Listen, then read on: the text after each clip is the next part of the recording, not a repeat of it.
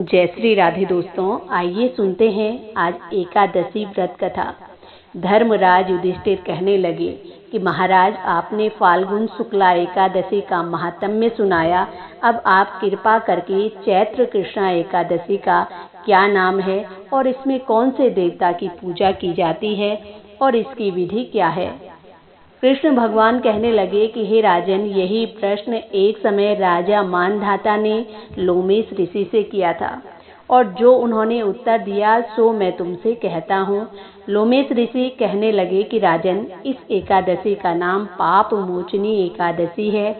अब मैं इसकी कथा तुमसे कहता हूँ, सो तुम ध्यान पूर्वक सुनो। प्राचीन समय में कुबेर का चैत्र रथ नाम का एक वन था। उसमें गंधर्वों की कन्याएं किन्नरों के साथ विहार किया करती थी और वहां पर अनेक प्रकार के पुष्प खिल रहे थे।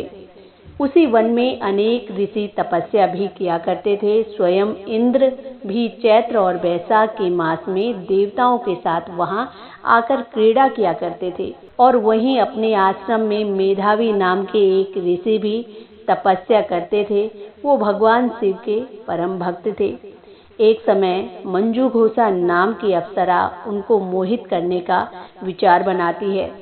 वो ऋषि के भय के कारण उनके समीप तो नहीं गई, बल्कि दूर बैठकर वीणा के मधुर गीत गाने लगी।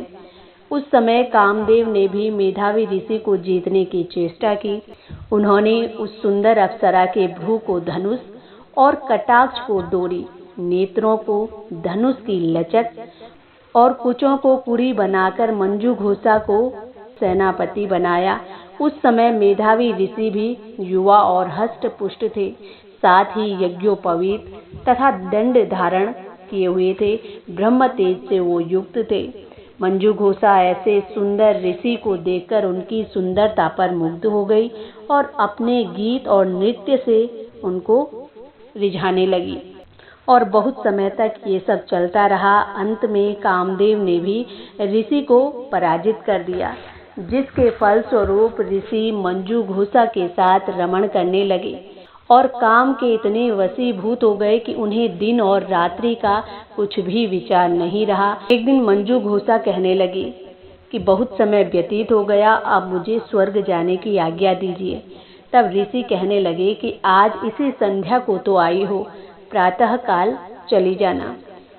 ऋषि के ऐसे वचन सुनकर अप्सरा कुछ समय और रुक जाती है। अंत में वो फिर से ऋषि से विदा मांगने लगी तो ऋषि कहने लगे कि अभी तो आधी ही रात हुई है।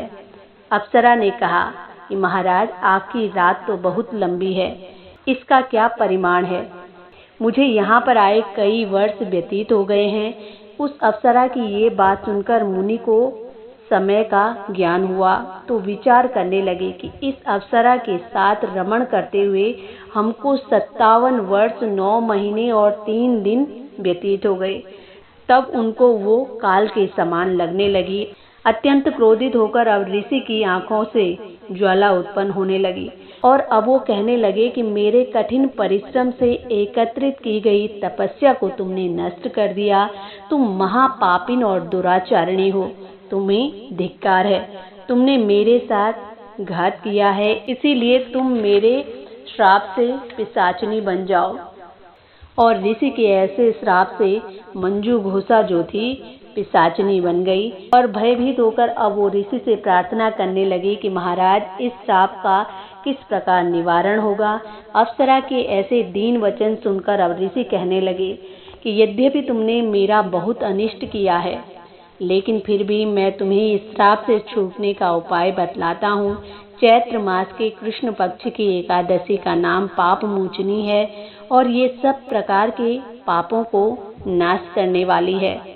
उसका व्रत करने से पिशाच योनि से तुम मुक्त हो जाओगी।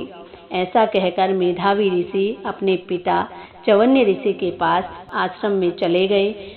मेधावी को देखकर अब चवन्य ऋषि कहने लगे कि अरे पुत्र, तुमने ऐसा क्या कर दिया जिससे तुम्हारा सारा पुण्य क्षीण हो गया।